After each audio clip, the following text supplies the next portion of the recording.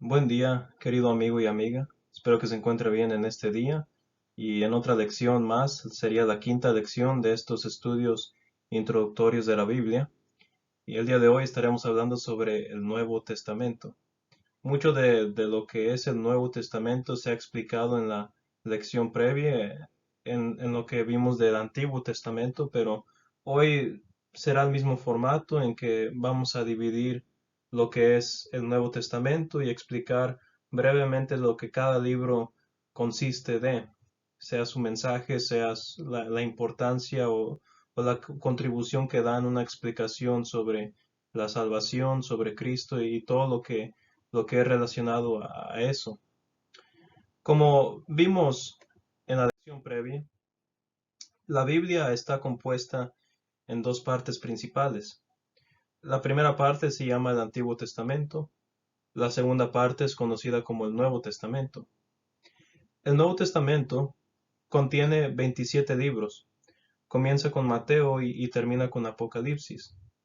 Estos libros fueron escritos por 8 hombres. Y esos hombres, como los del Antiguo Testamento, fueron inspirados por el Espíritu Santo, como leímos en 2 Timoteo 3, 16 al 17.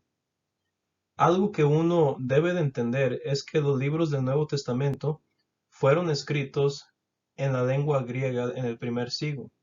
Más tarde, los libros del Nuevo Testamento fueron traducidos a otros idiomas para que todos pudieran disfrutar de ella también. Entonces, originalmente era en griego, el lenguaje que Dios escogió para que la Biblia fuera primeramente escrita en lo que es el Nuevo Testamento. El antiguo era en hebreo, pero ya en el tiempo de Cristo, el Antiguo Testamento se tradujo en griego y el Nuevo Testamento se tradujo en griego también. Una razón sencilla por eso es porque el griego era el lenguaje universal, era el lenguaje que casi la mayoría de los que vivían en ese entonces, en el primer siglo, conocían. Es como el inglés hoy en día, que es un lenguaje que es comúnmente usado y conocido en todo el mundo. Ahora, en el Nuevo Testamento, estructuralmente hablando, se puede dividir en cuatro secciones principales, tal como lo dividimos en el Antiguo Testamento. Uno es los relatos del Evangelio. A veces les dice Evangelios, Mateo, Marcos, Lucas y Juan, pero es un poco más apropiado decir los relatos del Evangelio. Eh, el decir Evangelios promueve una idea errónea de que hay más de un Evangelio y no es el caso. Hay un Evangelio y Mateo, Marcos, Lucas y Juan, cada quien relata, siendo inspirados por el Espíritu Santo, es el Evangelio. Otra sección es historia, consiste en un libro nomás, es el libro de los Hechos. La tercera sección es las epístolas, que son cartas de ciertos apóstoles dirigidas sea congregaciones de la Iglesia de Cristo o a personas individuales. Y por último, también consiste de un libro, es profecía. Ahora, los relatos del Evangelio. Los primeros cuatro libros del Nuevo Testamento, que son una vez más Mateo, Marcos, Lucas y Juan, se les conocen como los Evangelios o, como ya expliqué, es mejor decirle como los relatos del Evangelio. La palabra en sí de Evangelio significa buenas nuevas. Y estos libros nos dicen la buena noticia, las buenas nuevas de la venida de Cristo para salvar al hombre de sus pecados. Son las buenas nuevas que Dios ha hecho en su Hijo Jesucristo para nuestro beneficio, por eso son buenas noticias. Estos libros también nos hablan, nos relatan el Evangelio, pero por supuesto hay otros factores que incluye como el nacimiento de Cristo, como su vida, su ministerio terrenal, tales como sus enseñanzas, los sufrimientos que él padeció, y en especial lo que era el Evangelio en sí, la muerte, el entierro y la resurrección de Cristo. Eso es el Evangelio. Pero Mateo, Marcos, Lucas y Juan agregan otras cosas para promover lo que es el mensaje evangelístico en su totalidad.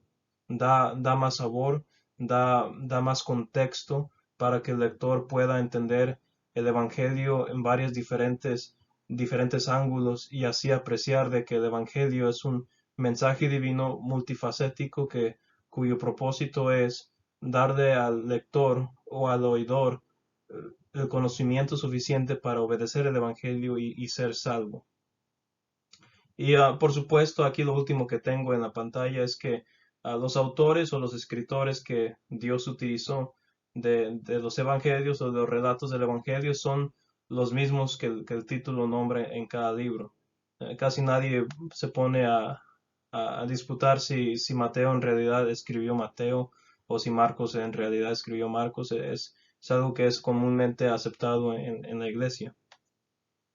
Bien, esto nos trae a la segunda sección del Nuevo Testamento y es el libro de la historia, el libro de Hechos. El libro de historia del Nuevo Testamento es titulado como el libro de los Hechos. A veces, comúnmente, tradicionalmente se le dice los Hechos de los Apóstoles. Recientemente se le ve más apropiado decirle los Hechos del Espíritu Santo, porque el Espíritu Santo es más bien el personaje principal de este libro de los Hechos.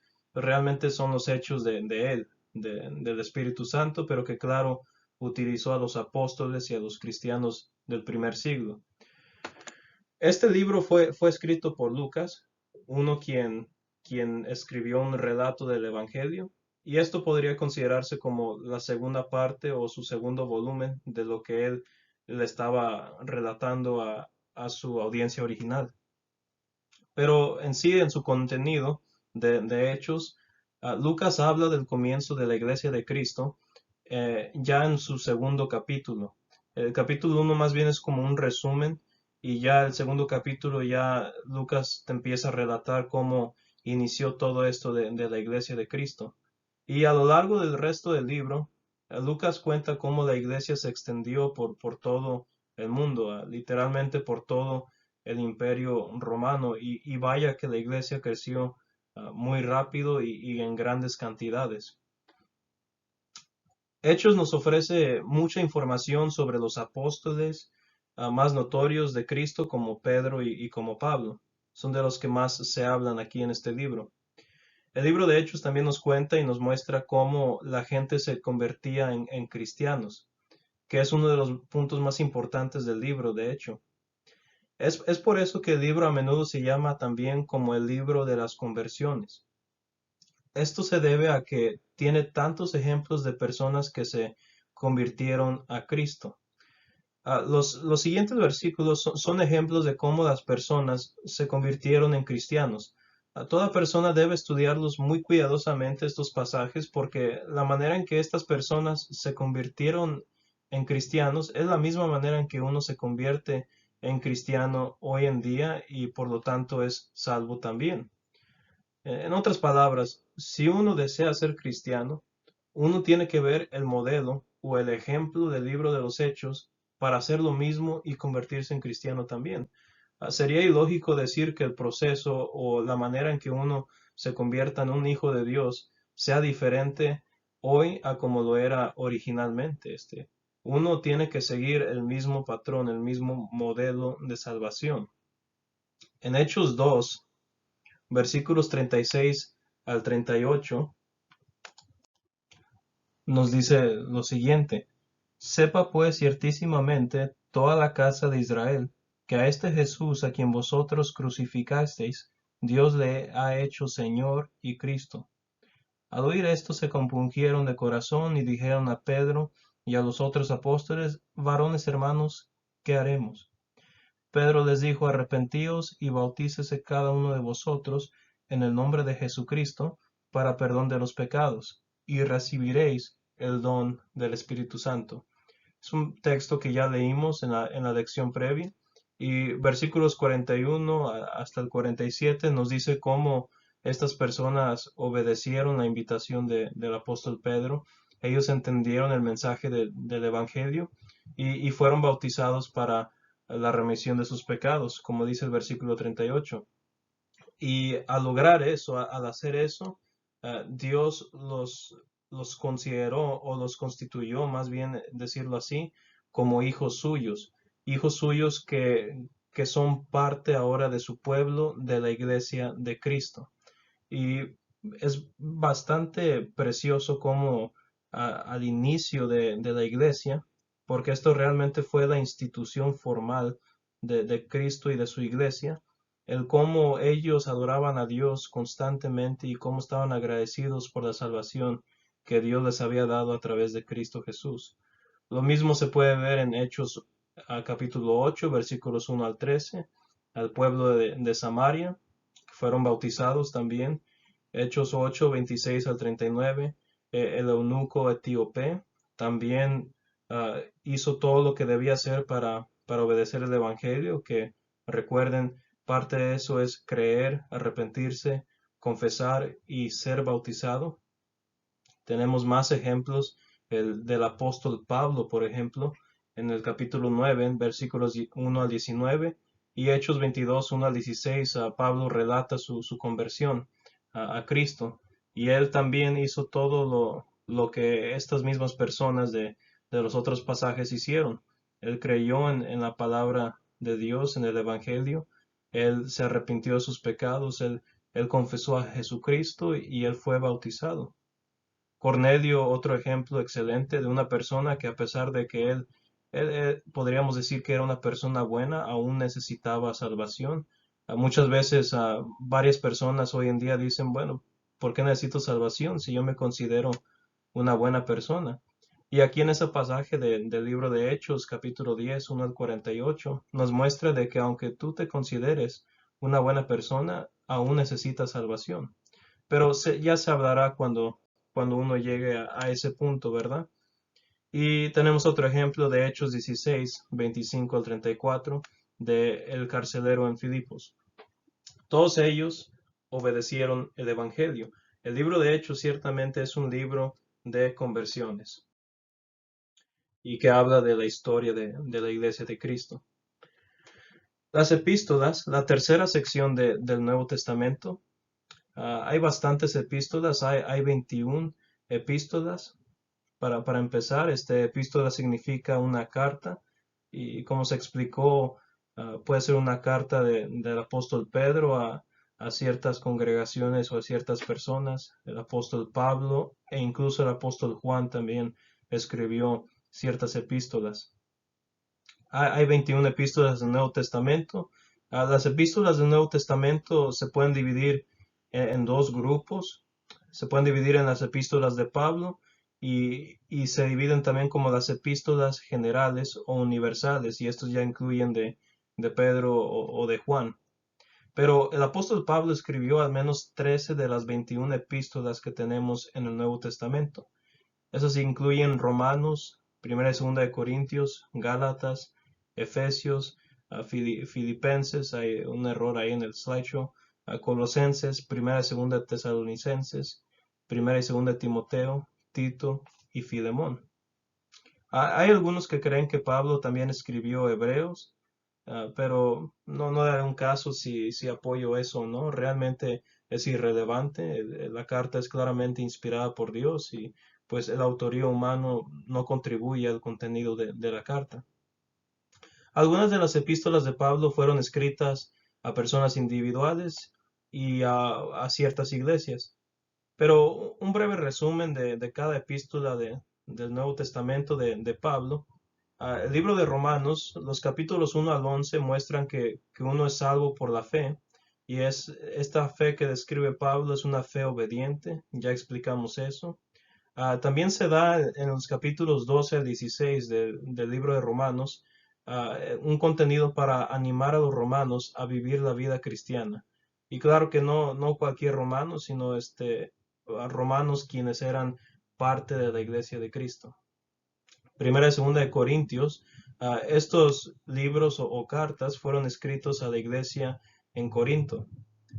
Pablo, de hecho, empezó esta iglesia y Primera Corintios habla de los muchos problemas que tuvo esta iglesia y pues Pablo simplemente les demuestra la manera en cómo debían actuar bajo estos problemas que ellos estaban teniendo, problemas pues serios, pero que es para nuestra ventaja porque uno puede leerlo porque son los mismos problemas que una congregación puede tener hoy en día. Y la carta nos ofrece eso, el saber qué hacer cuando hay un problema dentro de la iglesia.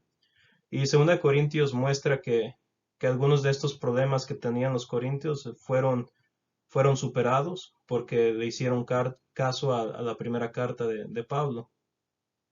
Gálatas, ahora, esta carta muestra que los cristianos simplemente no viven bajo la ley de Moisés, sino viven bajo la gracia de Cristo, que también conlleva ciertos mandamientos y ciertos, perdón, ah, ciertas maneras de vivir para honrar a Cristo. Las cartas de Efesios, Filipenses y Colosenses podrían agruparse juntos, pues estas cartas fueron escritas mientras Pablo estaba en una ocasión en una prisión en Roma. Las cartas en sí nos dicen que la unidad debe estar entre los cristianos y que Cristo está por encima y sobre todo. Y eso debe animar y eso debe ayudarnos a entender quién es Cristo en verdad. Primera y Segunda Tesalonicenses. Estas cartas tratan de la segunda venida de Cristo. Algunos cristianos habían dejado de trabajar en ese entonces porque decían, bueno, ya va a venir Cristo, qué necesidad acumular dinero y pues trabajar si ya va a venir. Y pues Pablo les corrigió porque uh, ellos pensaban que Cristo vendría de nuevo muy pronto y Pablo les dijo que pues que no era el caso y que ellos debían trabajar y continuar viviendo una vida piadosa, no tratando de adivinar cuándo vendría Cristo precisamente. Primera y segunda de Timoteo y Tito. Timoteo y Tito eran dos jóvenes predicadores y estas cartas eran dirigidos hacia ellos por medio del apóstol Pablo. Habían estado estos dos ayudando a las iglesias que Pablo había establecido. Y Pablo les dio en estas cartas muchos consejos que hoy en día se usan para edificar a predicadores, especialmente a predicadores jóvenes. La carta a Filemón. Filemón era un cristiano y en ese entonces tenía un esclavo llamado Onésimo. El tener esclavos era algo común en el primer siglo y aún los siglos antes que presidían eso. Ah, Él tenía un esclavo llamado Onésimo, Filemón, y Onésimo huyó de la casa de Filemón. Y en pocas palabras, Pablo conoció a Onésimo y le predicó el Evangelio, y Onésimo obedeció el Evangelio. Y pues básicamente después de eso, le dijo que tenía que regresar y hacer las paces con Filemón, que no se quedaran las cosas así.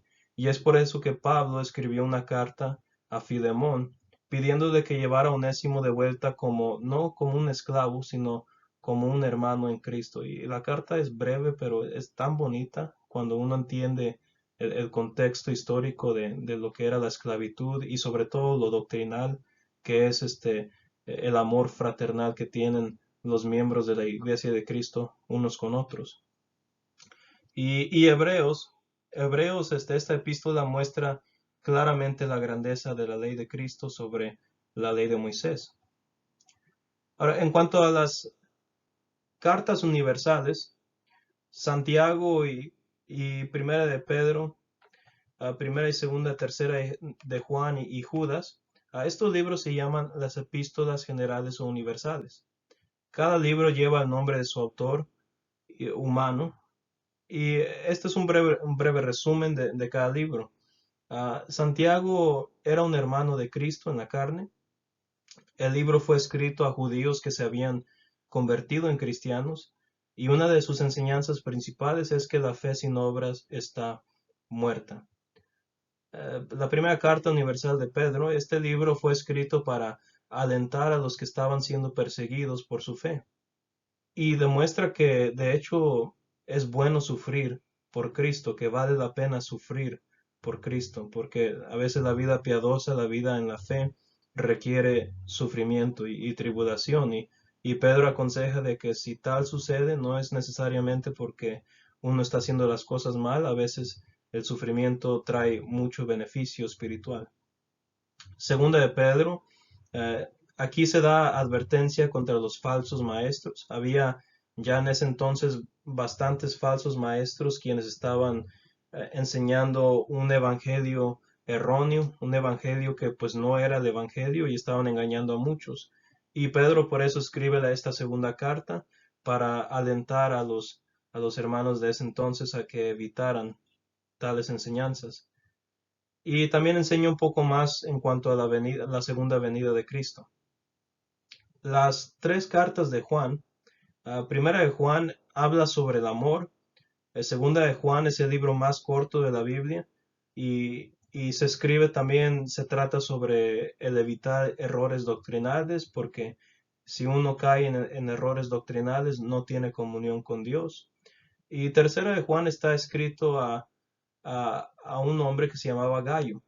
Juan elogió a Gallo por su amor por el Señor. Y Gallo es advertido sobre una persona llamado Diótrefes, quien quería toda la autoridad dentro de la iglesia. Problemas que suceden hoy en día. Y por último, Judas. ah, el contexto de aquí es que los falsos maestros habían venido a la iglesia, estaban infiltrando las reuniones de adoración de la iglesia. Y Judas escribió y este no es Judas Iscariote, un hermano en Cristo. Judas escribió para alentar a los cristianos a luchar por la fe una vez dada al pueblo de Dios, que no traicionaran ese mensaje original del Evangelio por escuchar a falsos maestros.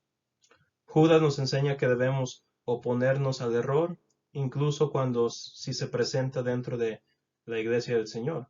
Es por eso que hablamos sobre la autoridad en el cristianismo, en una de las lecciones que tuvimos. Por último, la cuarta parte que constituye el Nuevo Testamento es considerado como profecía, y este es el libro de Apocalipsis. El libro de Apocalipsis es un libro de profecía. Fue escrito por el apóstol Juan. Nos habla de las cosas que debían suceder en breve en el primer siglo. Era un mensaje que la mayoría de su mensaje era para, para advertir y para animar a los cristianos del primer siglo en Asia Menor. El Apocalipsis está escrito en un lenguaje simbólico y, y yo estoy seguro que a pesar de que muchos no hemos leído el libro completamente, aún así yo creo que muchos conocemos algunos de los símbolos o algunas de las cosas que menciona ahí, como el número 666 y el del dragón y de la bestia, etcétera. A pesar de no haberlo leído, yo creo que todos conocemos algunos de sus símbolos. Pero parte esencial para entender el libro de Apocalipsis es entender su lenguaje simbólico, su naturaleza simbólica. Esto va a ayudar a evitar muchos errores. La mayor parte de la revelación o del Apocalipsis, revelación es otro nombre para Apocalipsis, no debe interpretarse literalmente.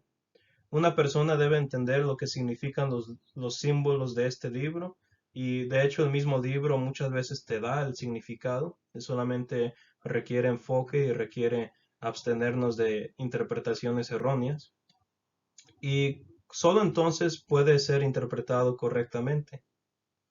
Y además muchas de las cosas mencionadas ya han sucedido y de hecho se puede considerar que lo que es el principio y al final del libro es literal y todo lo que está en medio es simbólico y requiere mucho discernimiento, pero en sí lo que es nuestro estudio de hoy, dividimos el Nuevo Testamento en cuatro partes. La primera parte era los relatos del Evangelio, la segunda parte era historia, la tercera parte eran las epístolas y la cuarta parte es la profecía que se encuentra en el libro de Apocalipsis.